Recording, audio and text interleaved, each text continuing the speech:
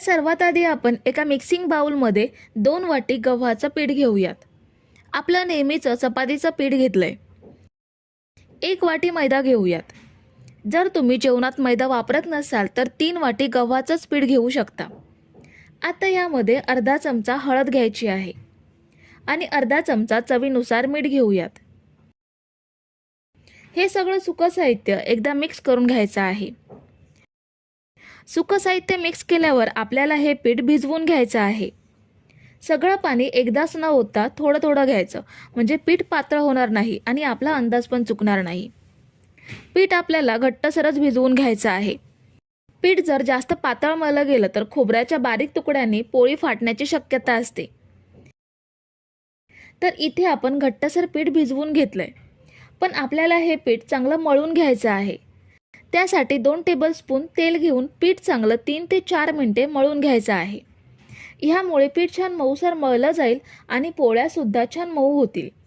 त्यासाठी हे पीठ चांगलं मळणं आवश्यक आहे. तर मी पीठ छान मऊसर मळून घेतलंय. हे बघा, बोट आतमध्ये रुतलं जातंय असं छान मळून घेतलंय. आता यावर झाकण ठेवून 15 ते 20 मिनिटे असंच ठेवूयात, म्हणजे पीठ छान सेट होईल. तोपर्यंत आपण नारळाचं सारण बनवून घेऊयात. एका कोलगट पॅनमध्ये 2 चमचे तूप घ्यायचं आहे. ह्या सारणासाठी आपल्याला तूपच वापरायचं आहे, तेल वापरायचं नाहीये. 2 वाटी ओल्या नारळाचं खोबरं घेऊयात. ओला नारळ खोवून खोबरं आपल्याला घ्यायचं आहे. खोबरं मिक्सरला लावून घ्यायचं नाहीये. मिक्सरला खोबरं बारीक केल्यामुळे त्याचं सारण बनवताना खोबऱ्याचा रस वेगळा होऊन आटून जातो. खोवलेल्या खोबऱ्यामध्ये रस जसाच्या तसा राहतो. खोबऱ्यासोबत 1 वाटी गूळ घेऊयात. गूळ मी छान बारीक कापून घेतलाय. तुमच्याकडे जर गुळाची पावडर असेल तर ती सुद्धा तुम्ही घेऊ शकता.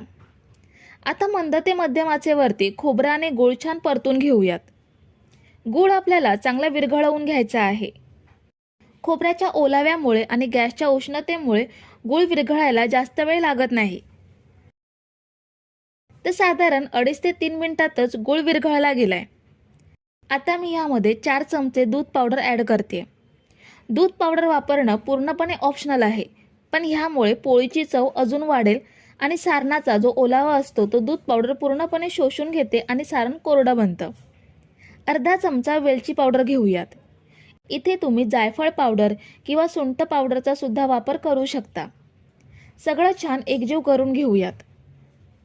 दूध पावडर गूळ खोबऱ्यामध्ये चांगले मिसळून घेऊयात. दूध पावडरमुळे सारण बघा लगेच कोरडं बनतं, जास्त ओलसर राहत नाही. जर तुम्ही दूध पावडर वापरणार नसाल तर अजून 2 ते 3 मिनिटे सारण गॅसवरती परतून घ्यायचं, म्हणजे ते घट्ट बनेल. आता गॅस बंद करूयात आणि हे पूर्णपणे थंड करून घेऊयात. तर सारण मी इथे पूर्णपणे थंड करून घेतलंय. आता याचे गोळे बनवून घेऊयात. जसे आपण पुरणपोळीसाठी पुरणाचे गोळे बनवून घेतो, सेम तसंच आपल्याला मीडियम साईजचे सारणाचे गोळे बनवायचे आहेत. हे बघा, मी इथे सगळ्या सारणाचे गोळे बनवून घेतलेत. 8 गोळे मीडियम साईजचे तयार झालेत. आता झाकून ठेवलेलं पीठ बघूयात. हे बघा, पीठ सुद्धा छान सेट झालंय. आता ह्याचे सुद्धा 8 गोळे बनवून घेऊयात. गोळे बनवताना हाताला थोडं तेल किंवा तूप लावायचं, म्हणजे पीठ हाताला चिकटत राहत नाही. तर पिठाचे सुद्धा मी 8 गोळे बनवून घेतलेत. आता एक एक गोळा घेऊन पोळी लाटून घेऊयात. हाताला सुकं पीठ लावून पिठाची खोलगट वाटी तयार करायची. अशी वाटी करायला जमत नसेल तर पुऱ्यासारखं लाटून घेऊन सारण भरून घेऊ शकता.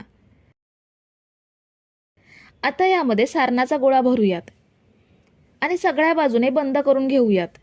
जसं आपण पुरणपोळीचं पुरण भरून घेतो, सेम तसंच पुरण भरून घ्यायचं आहे. वरचं शिल्लक पीठ काढून टाकायचं नाहीये. ह्या पद्धतीने वरतीच फोल्ड करून घ्यायचं. आता सुकं पीठ लावून पोळी छान लाटून घेऊयात. पोळी कितीही लाटली तरी ती फाटणार नाही, कारण आपण गव्हाच्या पिठामध्ये मैदा वापरलाय आणि तेल घेऊन पीठ चांगलं मळून 15 मिनिटे सेट करून घेतलंय. त्यामुळे आपल्याला जेवढी पातळ पोळी हवी असेल तेवढी पोळी लाटून घेऊ शकता. ही बघा, पोळी आपली लाटून झाली आहे. पूर्णपणे कडेपर्यंत सारण छान पसरलं गेलंय. आता ही पोळी भाजून घेऊयात. गॅसवरती पॅन ठेवलाय आणि पॅन चांगला गरम सुद्धा झालाय. थोडंसं तूप यावरती पसरवून घेऊयात आणि पोळी पॅनवरती टाकूयात. पोळी आपल्याला मीडियम टू हाय फ्लेमवरती भाजून घ्यायची आहे. दोन्ही बाजूने आवडीनुसार तेल किंवा तूप लावून पोळी भाजून घ्यायची. ही बघा पोळी आपली छान टम्म फुगते. तुम्ही जर इथेपर्यंत रेसिपी बघताय तर तुम्हाला एक विनंती आहे की व्हिडिओला एक लाईक जरूर करा. दोन्ही साईडने व्यवस्थित भाजल्यावरती पोळी पॅनमधून काढून घेऊयात आणि बाकीच्या पोळ्या सुद्धा अशाच भाजून घेऊयात. तर आपण इथे सर्व पोळ्या भाजून घेतल्यात. खूप छान मऊ लुसलुशीत गुबगुबीत पोळ्या तयार झाल्यात. नारळाचे तुम्ही विविध पदार्थ बनवत असाल, पण एकदा ह्या पद्धतीने नारळाची पोळी नक्की बनवून पहा. ही बघा पोळी अगदी काठोकाठ भरलेली आहे. खूप छान पोळ्या तयार झाल्यात. ह्या पोळ्या तुम्ही तूप लावून किंवा दही सोबत खाऊ शकता.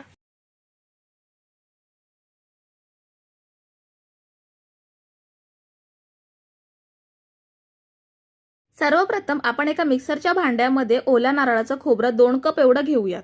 खरवस बनवण्यासाठी ओला नारळच वापरायचा आहे, कारण ओल्या नारळाच्या खोबऱ्यामध्ये भरपूर प्रमाणात दूध निघेल. सुक्या खोबऱ्यामधून दूध निघणार नाही. नारळ किसून फक्त पांढरा खोबऱ्याचा भाग घ्यायचा आहे. खोबऱ्याचा वरची काळी लेअर घ्यायची नाहीये. काळी लेअर आली तर खरवस पांढऱ्या रंगाचा होणार नाही. सोप्या पद्धतीने नारळातून खोबरं कसं वेगळं करायचं ह्याचा व्हिडिओ मी चॅनलवरती ऑलरेडी अपलोड केलाय आणि त्याची लिंक मी डिस्क्रिप्शन बॉक्समध्ये दिलेली आहेच. त्याचसोबत आय बटनवरती सुद्धा दिली आहे. आता ह्यामध्ये 1.5 कप एवढं पाणी घालूयात आणि स्मूथ पेस्ट सारखं वाटून घेऊयात, जेणेकरून ह्यामधून दूध इझिली निघेल. हे बघा मी छान याची पेस्ट तयार करून घेतली आहे. ही बघा याची याप्रमाणे बारीक पेस्ट तयार करून घेतली आहे. जसं आपण चटणी किंवा वाटण वाटतो तशीच अगदी बारीक वाटून घेतलंय. आता हे गाळून घेऊयात, म्हणजे दूध आणि खोबरं वेगळं होईल. नारळाचं दूध गाळण्यासाठी मी इथे एक भांडं घेतलंय आणि त्यावर गाळण ठेवली आहे. त्यामध्ये वाटलेलं खोबरं घेऊयात आणि भांड्याला थोडं खोबरं लागलंय त्यामध्ये पाणी घालून ते पाणी ऍड केलं. आता चमच्याने प्रेस करून ह्यामधलं पाणी म्हणजे नारळाचं दूध आहे ते गाळून घेऊयात. ज्या चाळणीने पीठ चाळतो ती चाळण घेतली तरीही चालेल, किंवा हाताने पिळून नंतर रस गाळून घेतला तर तसंही चालेल. फक्त एवढं लक्षात ठेवायचं की आपल्याला फक्त नारळाचा रस म्हणजे दूध घ्यायचं आहे, खोबरं घ्यायचं नाहीये. हे बघा सगळा रस काढून घेतलाय आणि चाळणीमध्ये फक्त खोबरं शिल्लक राहिले. हे बघा एकदम सुकं खोबरं शिल्लक राहिलंय आणि रस पूर्णपणे वेगळा झालाय. हे खोबरं शिल्लक राहिले त्याचे आपण लाडू बनवू शकतो. ते कसे बनवायची त्याची रेसिपी अपलोड केलेली आहे. वरती आय बटनवरती लिंक दिली आहे आणि डिस्क्रिप्शनमध्ये सुद्धा मी त्या रेसिपीची लिंक दिली आहे. ह्या खोबऱ्याचा चटणीमध्ये किंवा वाटणामध्ये सुद्धा वापर करू शकतो, किंवा मिठाईमध्ये तसेच गोड पदार्थांमध्ये डेसिकेटेड कोकोनट म्हणून ह्याचा आपण वापर करू शकतो. आता हा रस निघालाय म्हणजे नारळाचं जे दूध निघालंय त्याचा आपण खरवस बनवणार आहोत. त्यासाठी एका वाटीमध्ये पाव कप एवढं कॉर्नफ्लोअर घेऊयात आणि त्याच मापाने कप भरून नारळाचं दूध जे आपण काढून घेतलंय ते घेऊयात. आता हे ढवळून याची स्लरी बनवून घेऊयात. ढवळून घेताना व्यवस्थित ढवळायचं, गट्टे राहता नाहीत. व्यवस्थित मिश्रण एकजीव झालं पाहिजे. हे बघा मिश्रण बनवून घेतलंय. आता पुढची स्टेप बघूयात. आता जे दूध गाळून घेतलंय ते गॅसवरती ठेवून ह्याला उकळी काढून घ्यायची आहे. त्यापूर्वी ह्यामध्ये अर्धा कप एवढी साखर घ्यायची आहे. नारळ चवीला थोडा गोड असतो त्यामुळे साखर मी अर्धा कप एवढीच घेतली आहे. आवडीनुसार साखर कमी जास्त करू शकता. आता ह्या दुधाला मीडियम फ्लेमवरती ठेवून उकळी काढून घेऊयात. जशी गाईच्या किंवा म्हशीच्या दुधाला उकळी येते त्याचप्रमाणे ह्या दुधाला सुद्धा उकळी येते. ही बघा अगदी 2-3 मिनिटातच दुधाला उकळी आली आहे. आता गॅसची फ्लेम पूर्णपणे स्लो करायची आणि जे कॉर्नफ्लोअर आपण मिक्स करून घेतलंय ते ह्यामध्ये ऍड करूयात. कॉर्नफ्लोअरचं मिश्रण ऍड करताना एका हाताने चमच्याने ढवळून दुसऱ्या हाताने मिश्रण दुधामध्ये ओतायचं. जर असं केलं नाही तर कॉर्नफ्लोअर तळाला जाऊन बसतं किंवा मिश्रणाचे गट्टे होऊ शकतात. कॉर्नफ्लोअरचं मिश्रण ओतून झाल्यावरती सुद्धा हे सतत ढवळून दुधामध्ये एकजीव करून घ्यायचं आहे. बघू शकता अगदी अर्ध्या मिनिटातच मिश्रण घट्ट झालंय. हे एवढंच घट्ट करून घ्यायचं आहे. आता गॅस बंद करून हे मिश्रण दुसऱ्या भांड्यामध्ये ट्रान्सफर करून घेऊयात. इथे केकचा टीन घेतलाय, त्याला तुपाने ग्रीस केलंय. तूप किंवा डालड्याने ग्रीस करायचा, तेलाने ग्रीस करायचा नाहीये. या भांड्याऐवजी तुम्ही एखादा प्लास्टिकचा डबा किंवा कुकरचा डबा घेतला तरीही चालेल. सगळं मिश्रण ह्यामध्ये ओतून घेऊयात. मिश्रण ओतून झाल्यावरती थोडं टॅप करूयात म्हणजे वरून लेवल प्लेन होईल. ह्यावरती आता थोडीशी वेलची पावडर टाकूयात, किंवा गार्निशिंगसाठी तुम्ही ड्रायफ्रूटचा सुद्धा इथे वापर करू शकता. हे आपल्याला थोडं थंड करून फ्रीजमध्ये 2 तास एवढं ठेवायचं आहे, म्हणजे खरवस चांगला सेट होईल. 2 तासाने डबा फ्रीजमधून काढलाय. हे बघा मस्त सेट झालाय. हा प्लेटमध्ये काढून घेऊयात. हा एवढा इझिली निघतो की याच्या साईड सुद्धा लूज करायची गरज लागत नाही. प्लेट वरती ठेवून डिमोल्ड करून घेऊयात. हे बघा खूप छान तयार झालाय आणि मस्त डिमोल्ड पण झालाय. ह्याचे पीसेस कट करून घेऊयात. गाईच्या किंवा दुधाच्या खरवसाप्रमाणे नारळाच्या दुधाचा हा खरवस खूपच टेस्टी लागतो. या आधी कधी बनवला नसेल तर नक्की करून बघा रेसिपी. मी ते चौकोनी पीसेस कट करून घेते. एक पीस मी जवळून दाखवते. हे बघा खूपच छान दिसतोय. खरवस एवढा टेस्टी लागतो की केल्या केल्या अगदी लगेच खाऊन संपतो.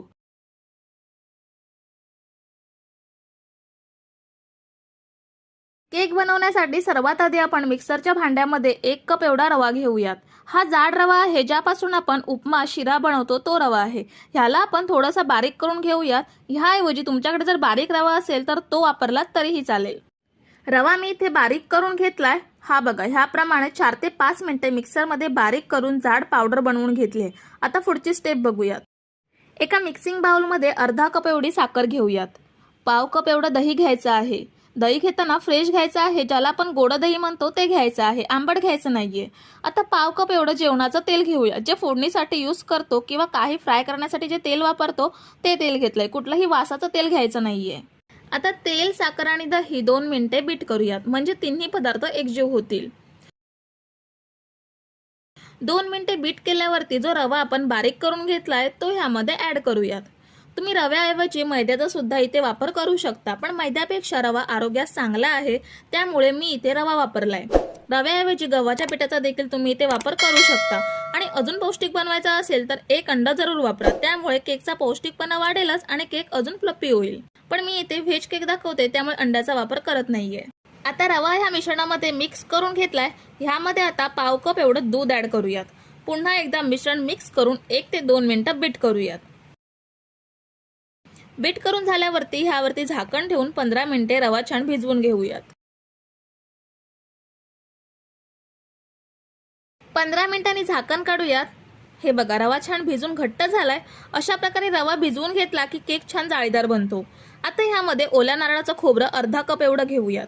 इथे मी ओल्या नारळाचं खोबरं घेतलंय. तुमच्याकडे जर डेसिकेटेड कोकोनट असेल तर ते वापरलं तरीही चालेल, पण ओल्या नारळाच्या खोबऱ्यामध्ये रस भरपूर असतो, त्यामुळे शक्यतो ओला नारळच वापरा. आता ह्यामध्ये 4 ते 5 चमचे एवढं दूध ऍड करूयात. कारण रवा घट्ट झालाय त्यामुळे तो थोडासा ओला करून घ्यायचा. आता मिनिटभर सगळं मिक्स करून घेऊयात. मिनिटभर मिक्स केल्यावरती ह्यामध्ये 1 चमचा बेकिंग पावडर घेऊयात आणि अर्धा चमचा बेकिंग सोडा घेऊयात. हे दोन्हींना दुसरा पर्याय म्हणजे 1 पॅकेट इनो वापरू शकता. 1 चमचा व्हॅनिला इसेन्स घेऊयात. ह्याऐवजी तुमचा आवडता फ्लेवर ऍड करू शकता किंवा वेलची पावडर सुद्धा वापरली तरीही चालेल. पुन्हा एकदा सगळं मिश्रण एकजीव करूयात. बॅटर थोडंसं फ्लप्पी होईल. आता हे बाजूला ठेवूयात आणि मी इथे केकचा टीन घेतलाय, त्याला तुपाने ग्रीस करून घेते.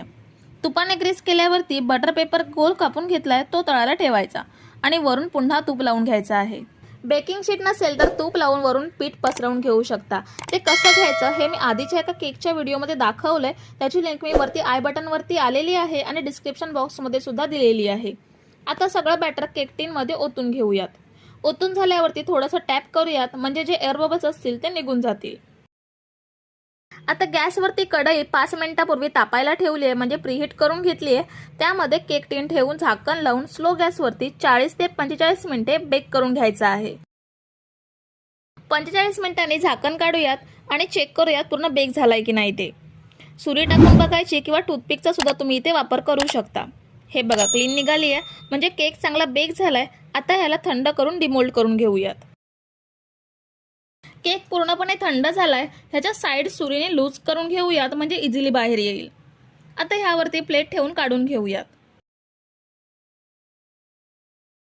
हे बघा मस्त इझिली बाहेर आलाय. आता ह्याला मी डेसिकेटेड कोकोनट आणि चेरीने डेकोरेट करून घेते. तुम्हाला जर क्रीम वगैरे वापरायची असेल तर वापरू शकता, त्यामुळे केकची टेस्ट आणि अट्रॅक्शन सुद्धा वाढेल. डेसिकेटेड कोकोनट पसरवून झाल्यावरती चेरी लावते.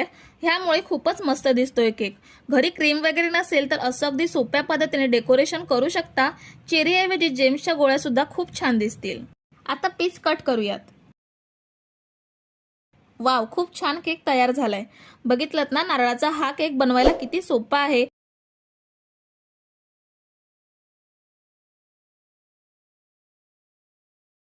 सर्वप्रथम आपण एका कढईमध्ये नारळ घेऊयात.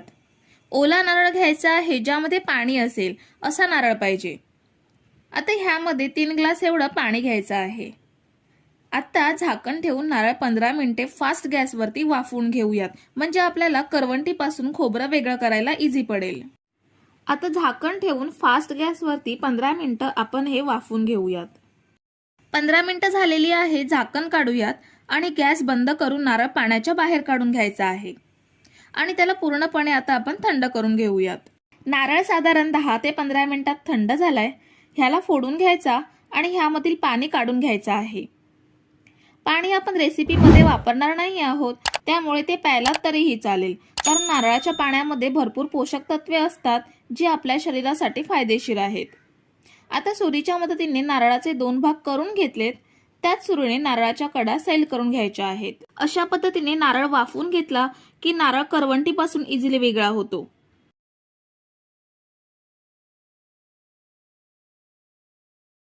हे बघा, बघू शकता खूपच सोप्या पद्धतीने खोबऱ्याची वाटी करवंटीपासून वेगळी झाली आहे. आता दुसरी करवंटी सुद्धा वेगळी करून घेऊयात. दोन्ही वाट्या करवंटीपासून वेगळ्या केल्यात. आता ह्यावरची काळी लेयर आहे ती स्क्रॅपरने काढूयात. जे बटाटा सोलायचं स्क्रॅपर असतं त्याने ह्याची काळी लेयर अगदी सहज वेगळी होते. ही बघा, छान पांढरी शुभ्र खोबऱ्याची वाटी अगदी क्षणार्धात आपल्याला मिळाली आहे. दुसरी खोबऱ्याची वाटी सुद्धा ह्याच पद्धतीने क्लीन करून घेऊयात. ह्या बघा, दोन्ही खोबऱ्याच्या वाटा पांढऱ्या शुभ्र क्लीन करून घेतल्यात. ही काळपट साल आपण जी बाजूला केली आहे ती टाकून द्यायची नाही, तर ही साल आपण चटणीमध्ये किंवा वाटणामध्ये वापरू शकतो. आता या खोबऱ्याच्या वाटेचे तुकडे करून घ्यायचे आहेत. सुरीच्या मदतीने पातळ पातळ तुकडे करून घेऊयात, म्हणजे मिक्सरला बारीक करायला सोपे जातील आणि बारीक केल्यावर तुकडे सुद्धा जास्त राहणार नाहीत. हे बघा, दोन्ही वाट्यांचे तुकडे केलेत. आता हे मिक्सरच्या भांड्यामध्ये घेऊन बारीक करून घेऊयात. यामध्ये पाणी किंवा दूध काहीच वापरायचं नाहीये, असं सुकं बारीक करून घेऊयात. हे बघा, मी बारीक करून घेतलंय. एवढं बारीक करून घ्यायचं आहे. चटणी किंवा वाटण्यासारखं बारीक करायची गरज नाहीये. आता गॅसवरती कढई ठेवली आहे. त्यामध्ये जे खोबरं बारीक करून घेतलंय ते घेऊयात. मी जे खोबरं बारीक करून घेतलंय ते बरोबर 2 कप एवढं आहे. खोबरं घेतल्यानंतर ह्यामध्ये खोबऱ्याच्या निम्मे म्हणजे 1 कप एवढा गुळ घ्यायचा आहे. मी इथे गुळाची पावडर वापरली आहे, कारण आमच्या घरी सेंद्रिय गुळाची पावडर वापरली जाते, त्यामुळे मी इथे गुळाची पावडर वापरते. तुम्ही कुठल्याही प्रकारचा गुळ बारीक करून जेवढं खोबरं घेतलंय त्याच्या अर्ध्या मापाने गुळ घ्यायचा आहे. साखरेऐवजी आपण गुळाचा वापर करतोय, म्हणजे आपल्या खोबऱ्याच्या वड्या ह्या पौष्टिक होणार आहेत. गॅसची फ्लेम लो ठेवूनच गुळ आणि खोबरं परतून घेऊयात. फास्ट गॅसवरती बिलकुल करायचं नाहीये, नाहीतर खोबरं खालून करपेल किंवा कढईला चिकटेल. तर अगदी 4 ते 5 मिनिटांनंतर गुळ पूर्णपणे विरघळलाय. मी गुळाची पावडर घेतली त्यामुळे कमी वेळात गुळ विरघळलाय. तुम्ही जर गुळ बारीक करून घेतला असेल तर अजून 2 ते 3 मिनिटं एक्स्ट्रा लागू शकतात. आता गुळ विरघळल्यानंतर ह्यामध्ये 2 चमचे एवढे दूध पावडर घेऊयात. दूध पावडरमुळे वडीला छान स्वाद येईल. दूध पावडर असेल तर वापरा, नसेल तर नाही वापरली तरीही चालेल. हे सुद्धा खोबरं आणि गुळाबरोबर एकजीव करून घेऊयात. गट्टेर हाताने सगळीकडे एकसारखी दूध पावडर पसरली पाहिजे. दूध पावडर एकजीव झाल्यानंतर ह्यामध्ये अर्धा चमचा एवढी वेलची पावडर घालूयात. पुन्हा एकदा एकजीव करून घेऊयात. साधारण 10 मिनिटे झालेली आहेत. मिश्रण एकत्र येतंय आणि घट्ट बसतंय, तर ह्या स्टेजला थोडंसं मिश्रण हातात घेऊन बघायचं. गोळा तयार होतोय आणि हाताला चिकटत पण नाहीये. तर आता गॅस बंद करूयात. आता वड्या करण्यासाठी मी इथे असा चौकोनी प्लास्टिकचा डबा घेतलाय. तुम्ही प्लेटमध्ये सुद्धा मिश्रण घेऊ शकता. ह्या डब्याला मी तुपाने ग्रीस करते, जेणेकरून वड्या न चिकटता सहजपणे बाहेर येतील.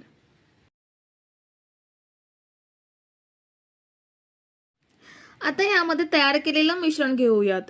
मिश्रण चमच्याने घट्ट दाबायचं, म्हणजे वड्या तुटणार नाहीत आणि शेपमध्येच बाहेर येतील. आता हे पूर्णपणे थंड करून घेऊयात. साधारण अर्ध्या तासातच फॅन खाली थंड करून घेतलंय. फॅन न वापरता थंड करून घेतलात तर रूम टेम्परेचरवरती 1 तासात पूर्णपणे थंड होतं. आता याच्या छान वड्या पाडून घेऊयात. मी चौकोनी आकारात वड्या कट करते. तुम्ही लांबट किंवा तुम्हाला आवडतील त्या शेपमध्ये कट करू शकता.